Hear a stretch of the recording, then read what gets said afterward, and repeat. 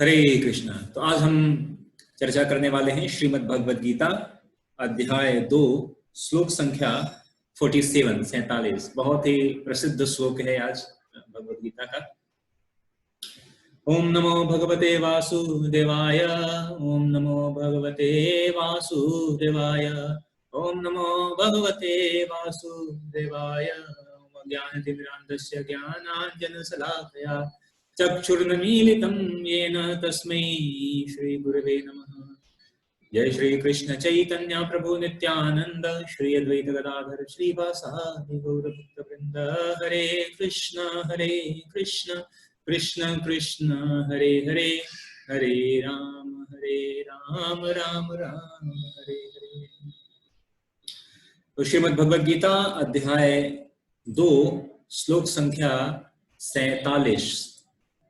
कर्मण्येवाधिकारस्ते मा फलेषु कदाचन मा कर्मफलहेतुर्भुर्मा ते संगस्त्वकर्मणि कर्मण्येवाधिकारस्ते मा फलेषु कदाचन मा कर्मफलहेतुर्भुः मा ते संगस्त्वकर्मणि कर्मण्येवाधिकारस्ते मा फलेषु कदाचन मा कर्मफलहेतुर्भुः मा ते संगस्तु अकर्मणि। इसका अनुवाद इस प्रकार है, तुम्हें अपना कर्म या कर्तव्य करने का अधिकार है, किंतु कर्म के फलों के तुम अधिकारी नहीं हो। तुम न तो कभी अपने आप को अपने कर्मों के फलों का कारण मानो, न ही कर्म न करने में कभी आसक्त हो। तो यह one of the very famous श्लोक भगवद गीता का, कर्मण्येवाधिकारस्ते। अगर किसी से आप कहो कि आप भगवद गीता के किसी श्लोक को जानते हो, तो ये 2 श्लोक के कर्मण्येवाधिकारस्ते या यदा यदा हि धर्मस्य, इन 2 श्लोकों के बारे में मैक्सिमम लोग बताएंगे, क्योंकि टेलीविजन में यह बहुत श्लोक या कर्मण्येवाधिकर्म फलो, कर्म करो फल की चिंता मत करो, भगवद गीता का यह कोट बहुत प्रसिद्ध है हर जगह पर। लेकिन यह हमें समझने की बात है कि जब भी लोग कहते हैं कर्म करो फल की चिंता मत करो, तो अधिकांश लोग भगवद गीता का कोट तो करते हैं कि भगवद गीता कहता है कर्म करो फल की चिंता मत करो, ठीक है, और कर्म पर हमें कर्म करना चाहिए। लेकिन अधिकांश लोग भगवद गीता के इस श्लोक को पूरी तरह नहीं समझते हैं। उनको दूसरी लाइन उनको पता भी नहीं है, और उनको पता नहीं है वास्तविक रूप में यह भगवद गीता क्या कहता है। तो कई लोग यह कहते हैं कि भगवद गीता कहता है कि कर्म करो, कर्म ही सबसे महान है, कर्म करना चाहिए।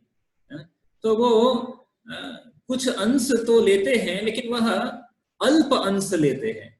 वह सिर्फ ये कहते हैं कि भगवान ने अर्जुन को कहा कर्म करो, फल की चिंता मत करो, बिना फल की चिंता करते हुए कर्म, ठीक है। तो यह अल्प सत्य है, यह सत्य तो है लेकिन अल्प सत्य है। पूरी तरह सत्य को समझने के लिए इस श्लोक को पूर्ण रूप से समझना पड़ेगा। इसकी दूसरी लाइन को भी हमें देखना पड़ेगा, समझना पड़ेगा।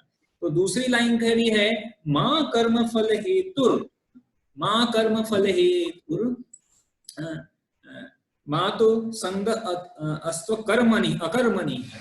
तो बता रहे हैं कि मां मतलब कभी नहीं, कर्म फल यानी कर्म का फल, हेतु यानी कारण, भू मतलब हो, और कह रहे तुम न तो कभी अपने आप को अपने कर्मों के फलों का कारण मानो, और न ही कर्म न करने में आसक्त हो।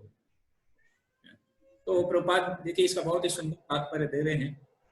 तो प्रभुपाद कहते हैं कि यहाँ पर 3 विचारणीय बात है। 3 विचारणीय क्या बात है? वह है कर्म, विकर्म और अकर्म। 3 विचार प्रभुपाद बता रहे हैं, कर्म, विकर्म और अकर्म। तो प्रभुपाद कह रहे हैं कि कर्म जो है वह है स्वधर्म। स्वधर्म मतलब जो हमारा धर्म है, कार्य करना, जो कार्य करना हमारा धर्म है वह स्वधर्म है हमारा। तो स्वधर्म मतलब और साधारण स्पष्ट रूप में कहें तो जिनका आदेश प्रकृति के गुणों के रूप में प्राप्त किया जाता है, प्रकृति के गुणों के रूप में जिसका हमें आदेश प्राप्त होता है वह है स्वधर्म। जैसे कि अगर कोई व्यक्ति जो है ब्राह्मणिक कार्य या गुण संपन्न है, ब्राह्मणिक गुण संपन्न है, तो ऐसे व्यक्ति का स्वधर्म क्या है कि वह ब्राह्मणिक कार्य करे, अध्ययन अध्यापन यजन याजन करे। अगर कोई व्यक्ति क्षत्रिय गुण संपन्न है तो वह व्यक्ति क्या करे, क्षत्रिय जो क्षति से रक्षा करने वाला है ऐसा कार्य करे। तो गुण के आधार पर भगवत गीता क्या कहता है कि चातुर्मय, ये जो सृष्टि है चार वर्ण की जो सृष्टि है वह कैसी है, गुण कर्म विभाग। ये जन्म की तो बात कहती नहीं है कि जन्मजात विभाग, ऐसा भगवान ने नहीं बोला। भगवान कहते हैं गुण कर्म विभाग। तो जैसे गुण के आधार, जैसे प्रकृति है, उस प्रकृति जन जब हम कार्य करते हैं तो भगवान कह रहे यह स्वधर्म है। तो ऐसे कार्य को करना कहलाया है स्वधर्म। दूसरा भगवान यहाँ पर जिस दूसरे कार्य को क्या कह रहे हैं, विकर्म, सॉरी अकर्म की बात कर रहे हैं। तो या पहले विकर्म की चर्चा कर लेते हैं। विकर्म मतलब अधिकारी की सम्मति के बिना किए गए कर्म विकर्म कहलाते हैं। बिना सम्मति के, बिना अधिकार के किए गए कर्म विकर्म कहलाते हैं। और अकर्म का मतलब है कि कोई कर्म नहीं करना, कर्म ही नहीं करेंगे, अकर्म। तो भगवान अर्जुन को यह पूरा भगवत गीता का उपदेश देते हैं और उस उपदेश में बताते हैं कि देखो तुम्हें निष्क्रिय नहीं होना है, अकर्म नहीं करना है। अकर्म मतलब हम कुछ न करें। कई बार लोग अनेक प्रकार के जो ज्ञानी हैं, ध्यान योग वाले हैं, वो कहते हैं कि हम सारे कार्य कर्मों का परित्याग कर देंगे, सारे कर्मों का परित्याग करके केवल और केवल जो है ध्यान लगाएंगे, ध्यान। ठीक है, सारी कर्म सारी क्रियाओं को बंद कर देना, तो निष्क्रिय, ऐसे निष्क्रिय अवस्था हो जाओ। लेकिन यह अधिक देर तक संभव नहीं है किसी व्यक्ति के लिए कि वह निष्क्रिय हो जाए। तो भगवान अर्जुन को कह रहे हैं कि नहीं, निष्क्रिय नहीं होना है, अर्जुन युद्ध करो। तो भगवान अर्जुन को कह रहे हैं कि देखो निष्क्रिय नहीं होना है। क्यों निष्क्रिय नहीं होना है? क्योंकि निष्क्रिय संभव नहीं है। अगर कोई व्यक्ति बहुत देर तक निष्क्रिय बैठा रहे तो क्या होगा कि वह कुछ न कुछ जो है डिस्ट्रक्टिव कार्य करेगा, विध्वंसक कार्य करेगा, अनेकों प्रकार के खुराफाती कार्य करेगा, विध्वंसक। क्योंकि जो आत्मा है वह सक्रिय अवस्था में और उसको किसी न किसी प्रकार के कार्य चाहिए। तो अच्छा है कि उसे किसी तरह के सकारात्मक, लोग कहते हैं ना, लोग डिप्रेशन में कैसे कुछ नहीं करते हैं, एकदम डिप्रेस्ड हो जाते हैं और डिप्रेशन होने के बाद फिर अलग अलग प्रकार के गलत कार्य करना शुरू कर देते हैं। तो कोई नशा पान करना शुरू कर देता है, धीरे धीरे कोई सुसाइड कर लेता है। तो ये क्या है कि जब कोई निष्क्रिय हो जाता है तो ऐसे लोगों के लिए है कि निष्क्रिय होने से कोई सकारात्मक कार्य करो, सकारात्मक कार्य। तो सकारात्मक मतलब जो है कर्म करो, स्वधर्म जो है वह कर्म, या शास्त्र के द्वारा जो आदेश है वैसे कर्म करो। तो भगवान यहाँ पे अर्जुन को कह रहे हैं कि तुम कर्म करो, लेकिन कैसा कर्म करो कि उस कर्म के फल के प्रति तुम आसक्त मत होना, आसक्त मत। ठीक है, तो एक यह विचार है कि ऐसे कर्म करो कि उस कर्म के फल के प्रति आसक्त न हो। इसको और इसको कह सकते हैं गहराई से अगर समझे तो भगवान क्या कर रहे हैं, फिर से हम समझते हैं दूसरे दृष्टिकोण से, कर्मण्येवाधिकारस्ते मा फलेषु कदाचन। भगवान यहाँ पे कह रहे हैं कि हे अर्जुन, तुम अपना कर्म करने का अधिकार तुम्हारा है। कर्म करने का अधिकार किसका है? भगवान कह रहे हैं अर्जुन तुम्हारा कर्म करने का अधिकार है, तुम कर्म करो, लेकिन तुम्हारा कर्म के फल पर तुम्हारा अधिकार ही नहीं है। कई बार लोग कहते हैं कि कर्म करो और कर्म के फल का परित्याग कर दो, कर्म के फल का परित्याग कर दो। लेकिन यह उतना सत्य नहीं है। क्यों? क्योंकि फल का परित्याग, परित्याग मतलब देना, किसी को त्यागना, त्यागने का अर्थ तब होगा जब वो हमारा है और तब हम दें। जैसे अगर हम कोई कहे, हम कहे कि मैंने क्या किया, जो है 5,000 करोड़ रुपए का परित्याग कर दिया। मैं कहूं कि ये मैंने ये जो ये शहर है ये दान में दे दिया। कौन सा शहर है? मैंने ये पूरा जो है महाराष्ट्र दान में दे दिया। तो क्या महाराष्ट्र मेरा थोड़ी है कि मैं दान में दे दूंगा? जो मेरा है ही नहीं वो मैं कैसे दान में दे सकता हूं? जो मेरा है नहीं मैं उसको त्यागने की बात कैसे कर सकता हूं? समझ रहे ना कि जब हमारा है ही नहीं तो त्यागने का बात कहां से आएगा? त्याग की बात तो तब होती है जब वो उसके अधिकारी हम हैं, वह हमारी है और फिर हम उसको दें। तो भगवान वास्तविक रूप में कह रहे हैं कि हे अर्जुन, कर्म करने का अधिकार तो तुम्हारा है, लेकिन इस कर्म का जो फल का अधिकार जो है ना वो तुम्हारा है ही नहीं।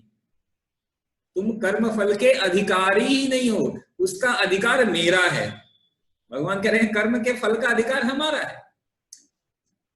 कैसे? भगवान भगवद गीता में क्या कहते हैं? भोक्ताराम यज्ञ तपसाम सर्वलोक महेश्वरम। ये भोक्ता कौन हो? भगवान कह रहे हैं मैं। भोक्ता कौन है? भगवान परम भोक्ता है। भोक्ता भगवान है, हम भोक्ता है ही नहीं। वास्तविक रूप में कर्मण्येवाधिकारस्ते मा फलेषु कदाचन का मतलब यह नहीं है कि कर्म करो और फल का परित्याग कर दो, या फिर नहीं। जो है कर्म, जो फल, कर्म करने का अधिकार हमारा है लेकिन फल के अधिकारी हम नहीं हैं। तो इसलिए तो उसको त्यागने की बात नहीं है। अधिकतर लोग कर्म करने के बाद उस फल से आसक्त हो जाते हैं। तो आसक्ति हमें नहीं रखनी है क्योंकि वो हमारी नहीं है, वो भगवान की। और भगवान अर्जुन को कह रहे हैं कि बिना आसक्त हुए, आसक्ति को छोड़कर आसक्ति रहित निष्काम कर्म करो। कर्म करो और जैसा भी फल आए वह फल, जैसे अभी हम कोई कार्य करते हैं तो कभी उसके अच्छे भी फल आते हैं। तो जब अच्छा फल आता है तो हम कहते हैं ये बहुत बढ़िया है, बहुत बढ़िया है, हमने किया है, हमारा है। और जब उसका बुरा फल आता है तो फिर हम चिंतित हो जाते हैं, फिर हम कहते हैं अरे उसकी वजह से हुआ, ये उसने ऐसा किया था इसलिए ऐसा हो गया, फिर दूसरों पर दोषारोपण करते हैं। तो कभी अच्छा और कभी बुरा। तो भगवान कह रहे हैं कि नहीं, अच्छा हो या बुरा हो आप कर्म करो, बाकी का भगवान पर छोड़ दो, क्योंकि उस फल के अधिकारी कौन है? भगवान है। तो इसलिए भगवान यहाँ पे कह रहे हैं कर्म के फलों के तुम अधिकारी ही नहीं हो, अधिकारी ही नहीं हो तो छोड़ने की कोई बात नहीं है। इसलिए तुम न तो कभी अपने आप को कर्म के फलों का कारण मानो और न ही कर्म न करने में कभी आसक्त हो। तो कुछ लोग कहते हैं अच्छा ठीक है, अभी हम ये समझ गए कि हमें कर्म करना है और कर्म के फल से आसक्त नहीं होना है। कर्म करो और फल जो है भगवान के अर्पित कर देते हैं, भगवान को अर्पित कर देते हैं। तो कुछ लोग कहते हैं हाँ ठीक है, लेकिन भगवान इसमें एक और चीज बता रहे हैं। क्या चीज बता रहे हैं? भगवान यह कह रहे हैं मां कर्म फल हेतुर, मां कर्म फल हेतुर गुरमा। इसका क्या मतलब है? इसका भगवान कह रहे हैं कि कभी भी कर्म न कर्म करके फल का जो है दूसरों भगवान को अर्पित ही नहीं करना है, अपितु साथ ही साथ क्या करना है? कर्म फल का कारण भी नहीं बनना है। इसका क्या मतलब है? जैसे उदाहरण के लिए कोई व्यक्ति ने बहुत बड़ा काम किया, बहुत बड़ा प्रोजेक्ट किया, ठीक है। उदाहरण के लिए मान लीजिए किसी व्यक्ति ने बहुत बड़ा मंदिर का निर्माण किया, या बहुत बुक डिस्ट्रीब्यूशन किया, या प्रचार कार्य, बहुत बड़ा प्रचार कार्य किया, और उसके बाद उसने कहा कि देखो मैंने जो प्रचार कार्य किया है वह जो मैंने किया और इसका जो फल है वो मुझे नहीं चाहिए, वो भगवान को अर्पित कर दिया। सही है, लेकिन कहेगा लेकिन मैंने फल तो भगवान को अर्पित कर दिया, लेकिन ये हुआ कैसे है? इसका कारण क्या, कौन है? ये मैं हूं। देखो फल मेरे को नहीं चाहिए, देखो फल मेरे को नहीं चाहिए, मैंने किया और दूसरों को दे दिया, लेकिन किया किसने? मैंने किया था। कोई पूछेगा अरे अरे किसने किया था, बताएगा अरे यार तुमको पता नहीं है किसने किया था? मैंने किया था, देखो मैंने पूरा मंदिर बनवाया था, या मैंने ये पूरा प्रचार कार्य किया था, मैंने यहाँ पर जो है इसमें इतने सारे भक्तों की फौज खड़ी कर दी है, ठीक है, या मैंने ये किया। तो ये क्या है? कर्म फल का कारण बनना, फल का कारण बनना।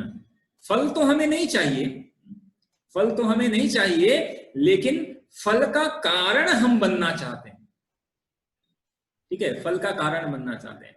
फल का कारण क्यों बनना चाहते हैं? ठीक है, हम फल तो नहीं रहे हैं लेकिन प्रसिद्धि लेना चाहते हैं। देखो मैंने किया भाई, हम बताएंगे, देखो मैंने किया, इतना किया और दे दिया, एक पाई भी अपने पास नहीं रखा, लेकिन किसने किया?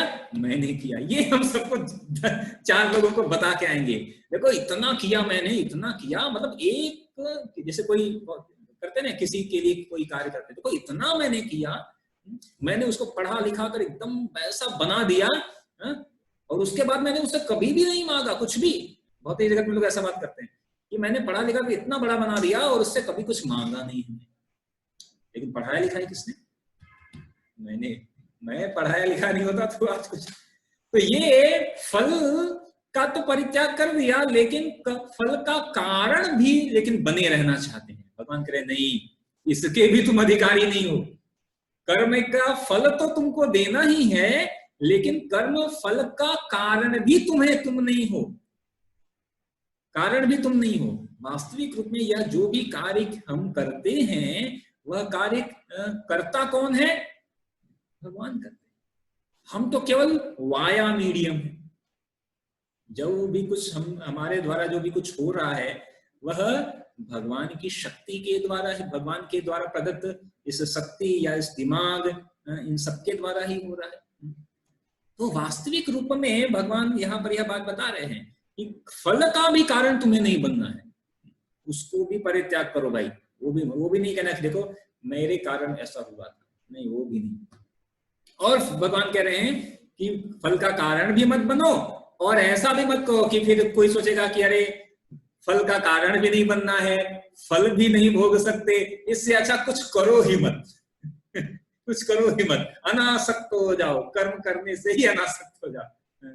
तो भगवान कह रहे नहीं, ये भी नहीं करो, कर्म फल जो कर्म करने से अनासक्त मत, कर्म करो।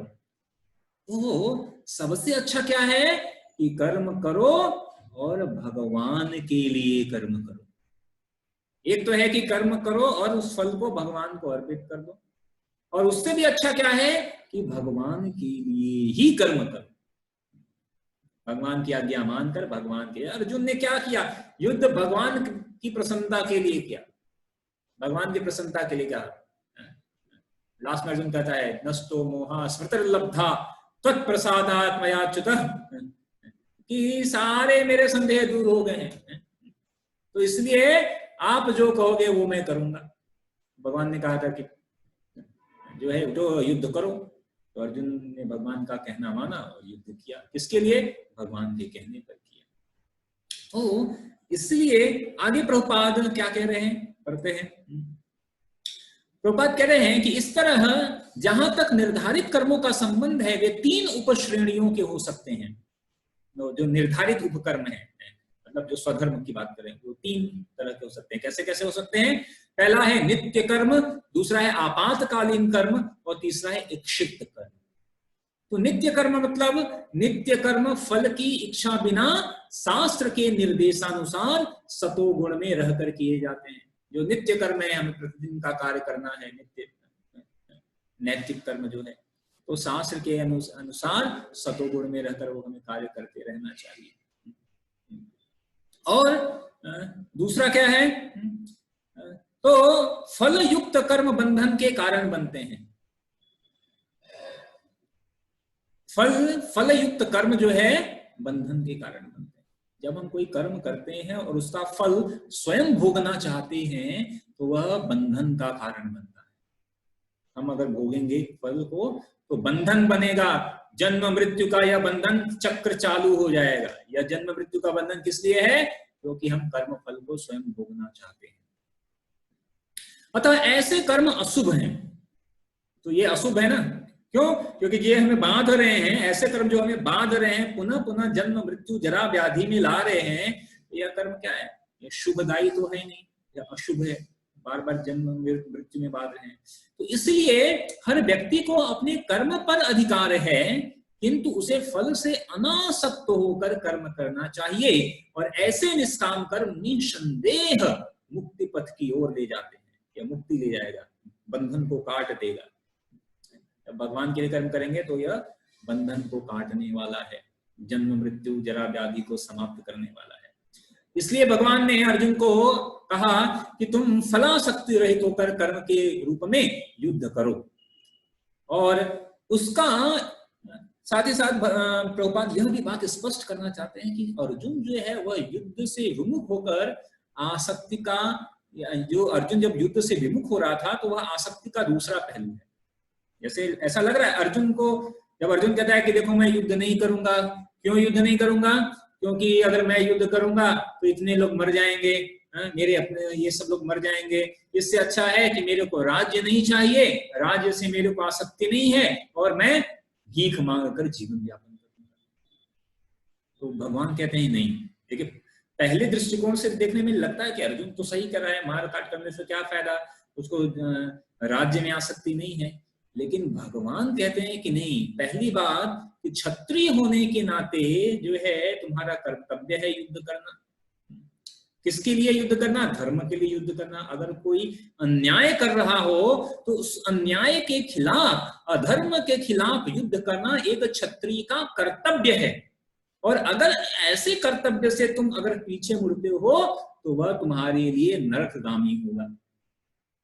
दूसरा, भगवान यह भी स्पष्ट करना चाहते हैं अर्जुन को कि अर्जुन कह रहा है कि भाई मेरे को राज्य से आसक्ति नहीं है, ठीक है, लेकिन अर्जुन को एक आसक्ति है। क्या आसक्ति है? ठीक है, अर्जुन को एक आसक्ति है, यह भी आसक्ति का एक पहलू है, युद्ध से विमुख होना। क्या आसक्ति है? कि देखो मैं इनको नहीं मारना चाहता, मेरे स्वजनों को, मेरे भाई, मेरे मित्र, ये मेरे मुझसे संबंधित, इसलिए मैं नहीं मारना चाहता। तो यह भी एक आसक्ति है, युद्ध से विमुख होना। तो इसलिए प्रभुपाद कहते हैं कि जो आसक्ति है वह कभी कभी स्वीकारात्मक होता है और कभी कभी निषेधात्मक होता है।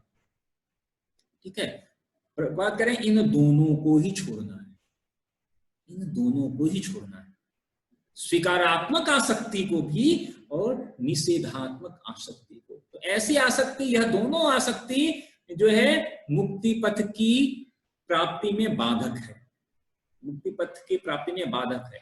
तो अर्जुन जब कह रहा है कि मेरे को युद्ध नहीं करना है, तो उसका युद्ध का निषेध करना भी उसके लिए आसक्ति थी। वह आसक्ति का कारण था क्योंकि अर्जुन सोचता था कि देखो मैं जो है यह मेरे स्वजन है, मेरे कारण यह, तो इसलिए मैं इनको नहीं मारूंगा। तो यह भी आसक्ति है। हालांकि राज्य की आसक्ति से थोड़ा मतलब, जैसे दुर्योधन को राज्य की आसक्ति थी तो वह आसक्ति के कारण दुर्योधन युद्ध कर रहा था, और अर्जुन को एक तरह से उसको करुणा दिख रही है, करुणा है, दया है, लेकिन उस दया के भीतर भी एक आसक्ति छिपी हुई थी, स्वजनों की आसक्ति। तो वह भी भगवान कह रहे हैं कि इन सब को छोड़कर केवल और केवल मेरी प्रसन्नता के लिए कार्य करो। तो कर्मण्येवाधिकारस्ते, ऐसे तो अभी समय इतना है नहीं, लेकिन यह वास्तविक रूप में बहुत डीप में है। यह इसको अगर समझना पड़े और भी बहुत समझ सकते हैं कि यह जब भगवान कह रहे हैं कर्मण्येवाधिकारस्ते मा फलेषु कदाचन, लोग इसको बस ऐसे कर्म करो, फल की चिंता मत करो, ऐसा कहते हैं। नहीं तो अगर कोई चोर है वो कहे कि कर्म करो, फल की चिंता मत करो, और वो अपना कर्म करना शुरू कर दे, सबका घर खाली कर दे, कहेगा फल की चिंता मत करो। लोग ऐसा इंटरप्रिटेशन करते हैं, देखो कर्म करो, भगवान ने बोला कर्म करो और फल चिंता मत करो, फल देंगे भगवान।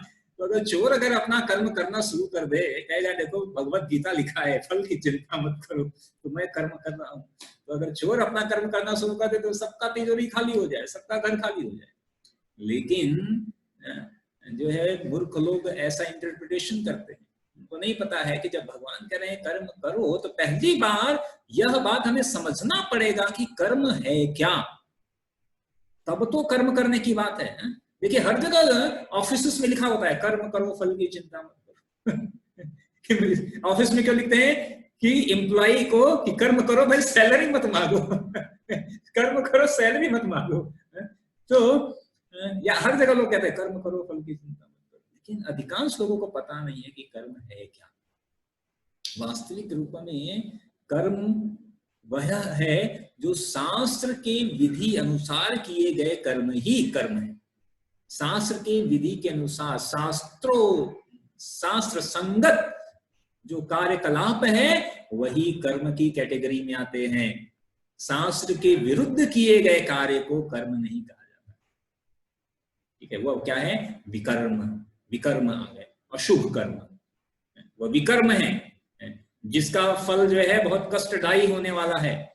लेकिन शास्त्र के आदेशानुसार किए गए कर्म ही वास्तविक रूप में कर्म कहलाते हैं, और उनसे भी अधिक भगवान की प्रसन्नता के लिए भगवान के आदेशानुसार भगवान को अर्पित करके शरणागत होकर किया गया कार्य वास्तविक रूप में वह कर्म कहलाता है। और ऐसा कर्म कभी भी बंधन का कारण नहीं बनता। अन्यथा जो अगर विकर्म करेंगे तो बहुत ही भयानक, तो वो भी बंधन का कारण है। अकर्म करेंगे तो अभी बाद में धीरे धीरे उससे भी बंधन में हम बदल जाएंगे, और सकाम कर्म करेंगे तो वो भी बंधन का कारण है। तो केवल एक ही हमारे पास रास्ता है, भगवान की प्रसन्नता के लिए भगवान के आदेशानुसार कार्य करना। फिर चाहे जो भी आए, सुख दुख समाकृत्य लाभा लाभो जया जो, सुख आए दुख आए, भगवान आपकी कृपा, मेरा कर्म है, मेरा कर्तव्य है कर्म करना। तो भगवान के जो भक्त हैं वह यह नहीं देखते हैं कि समस्या आएगी, सुख आएगा, दुख आएगा, वह भगवान के लिए केवल कर्म करते रहते हैं, भगवान की प्रसन्नता। और सुख भी आता है तो कहते हैं भगवान की कृपा है, और दुख भी आता है तो भी कहते हैं भगवान की कृपा है। दोनों स्थिति में भगवान की कृपा को मानकर कर्म करते रहते हैं। सुख में अधिक सुखी नहीं और दुख में अधिक दुखी नहीं, समाकृत्य हो। तो इस तरह कर्म करना चाहिए। वास्तविक रूप में कर्मण्येवाधिकारस्ते, ऐसा वास्तविक अर्थ यही। हरे कृष्ण। तो किसी का कोई प्रश्न है तो प्रश्न ले सकते हैं। आज जल्दी खत्म कर दिया हमने। प्रभु जी हरे कृष्णा, दंडवत प्रणाम। हरे कृष्ण। प्रभु जी, जो ऐसा कर्म तो बोलते हैं कि भाई जैसा कर्म बोले, मैं एक फैक्ट्री जैसा वर्कशॉप चला रहा हूँ, तो मैं एम्प्लॉय को नौकरी दे रहा हूँ या उनका घर चला रहा हूँ, तो ये भी मेरे लिए कहने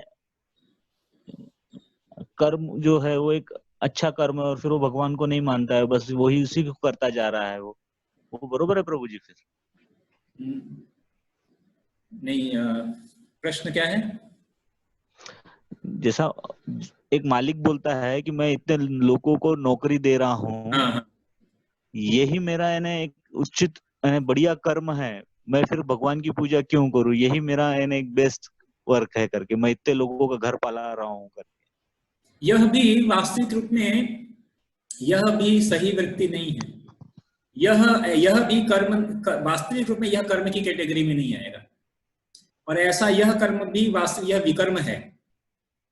किस तरह यह विकर्म बन जाएगा, किस तरह यह अशुभ फल देने वाला है, या किस तरह यह बंधन का कारण है?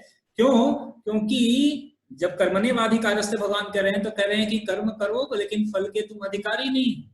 और व्यक्ति सोच रहा है कि देखो मैं इतना महान हूं कि मैंने 100 लोगों को काम दिया हुआ है, 100 लोग मेरे अंडर में काम कर रहे हैं, बिना मेरे, अगर मैं उनको कार्य नहीं देता तो बेचारे भूखे मर जाए, हो सकता है। व्यक्ति ऐसा सोच रहा है कि मैं अगर उसे कार्य नहीं दूंगा तो वो भूखा मर जाएगा, हो सकता है। अगर मैं नहीं रहता तो फिर कैसे ये कार्य करिए होगा। तो व्यक्ति यह मिथ्या अवधारणा बना के रखा है। अहंकार विमूढ़ात्मा कर्ता अहम इति मन्यते। जो अहंकार से व्यक्ति जब ढक जाता है तो व्यक्ति सोचता है कि मैं करता हूं, मैं कर रहा हूं, मैंने ऐसा किया है इसलिए ऐसा हुआ। लेकिन वास्तविक रूप में जो व्यक्ति है वह केवल एक वाया मीडियम है। भगवत गीता में भगवान एक जगह ये भी बताते हैं कि वास्तविक रूप में यह शरीर कर्म कर ही नहीं रहा है। और फिर कहा जाता है कि आत्मा, तो आत्मा कर्म कर रही है, तो फिर भगवान एक भी कहते हैं कि यह आत्मा भी कार्य नहीं कर रहा है, आत्मा का भी कर्म से लेना देना नहीं है। वास्तविक रूप में यह 5 कारण बताए गए हैं कर्म में, उनमें सबसे प्रमुख कारण है उस कर्म को करने का, वह है भगवान परमात्मा के कारण ही यह कार्य हो रहा है। परमात्मा सबसे प्रमुख कारण है किसी कर्म को करने में।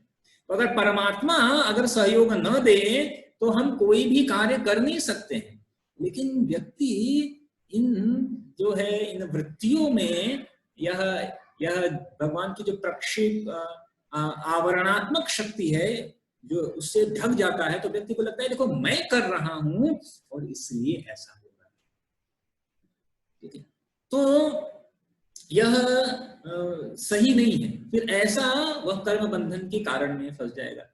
यद्यपि कि उसको लगता है कि देखो, वो ऐसा सोचता है कि नहीं, कई बार कुछ व्यक्ति अच्छा भी सोचते हैं कि देखो मैं इतने लोगों की मदद कर रहा हूं, वो ये नहीं चाहते हैं कि, लेकिन उनके मन में क्या भावना रहती है कि देखो मैं 1000 लोगों की प्रतिदिन खाना खिलाता हूं, 1000 लोगों की मदद करता हूं, तो यह भी बंधन का कारण बन जाएगा।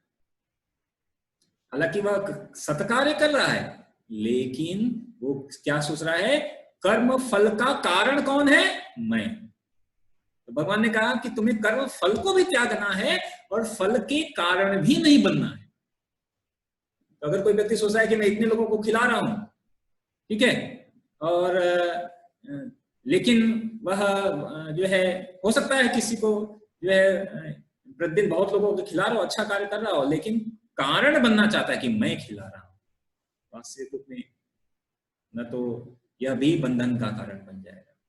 तो तरीका क्या है, इसका तरीका यह नहीं है कि भाई हम फिर छोड़ दें सबको। तो अगर कोई मान लीजिए कि ऐसा कोई कार्य कर रहा है जिसके अंडर में कई लोग हैं, तो व्यक्ति को यह बात हमेशा याद रखना चाहिए कि वास्तविक जो कारण का जो यह वास्तविक करने वाला तो भगवान ही है, वही सारी शक्तियां दे रहा है।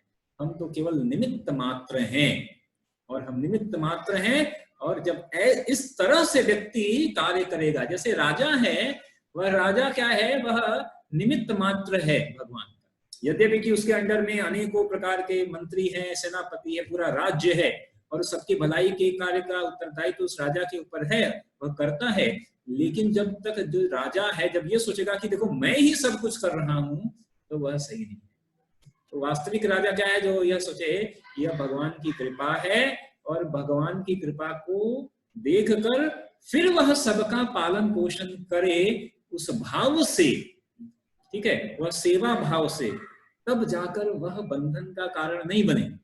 अन्यथा वह व्यक्ति पुनः पुनः वापस जन्म मृत्यु के चक्कर में फंसेगा। पुनः या तो कुछ पुण्य कर्म हो उससे मिलेगा, और बहुत पुण्य कर्म किया हो तो स्वर्ग चला जाएगा, या धनी परिवार में जन्म लेगा, लेकिन जन्म तो लेगा बार बार, फिर उसे जो है जन्म मृत्यु जरा व्याधि से उससे जाना पड़ेगा। तो वह सही नहीं है। तो हमें जब भी हमें कोई कार्य करना है, हमारे अंडर में भी कई लोग हैं, तो व्यक्ति को यही समझना चाहिए, यह भाव हमेशा रखना चाहिए कि यह वास्तविक रूप में यह भगवान, सबको भगवान ही खिला रहे हैं। जंगल में हजारों लाखों पशु पक्षी हैं, उनको कौन खिला रहा है, वो तो किसी के लिए कार्य नहीं कर रहे हैं, लेकिन भगवान को खिला रहे। एक हाथी है, हजारों टन खाता है, लेकिन जंगल में देखिए कभी ऐसी खबर नहीं आती है कि हाथी भूख से मर गया। हाँ, जो पिजड़े में पकड़ के लाते हैं, जो शहर में पकड़ के लाते हैं हाथी, उनकी खबर आती है कि वो बिना खाए मर गया, लेकिन जंगल में कोई हाथी भूख से नहीं मरता है। तो भगवान के सबका अरेंजमेंट कर रहे हैं, एक चींटी से लेकर बड़े बड़े हाथी तक को भगवान खिला रहे हैं। तो लेकिन व्यक्ति को लगता है कि हम खिला रहे हैं, भगवान उनको खिला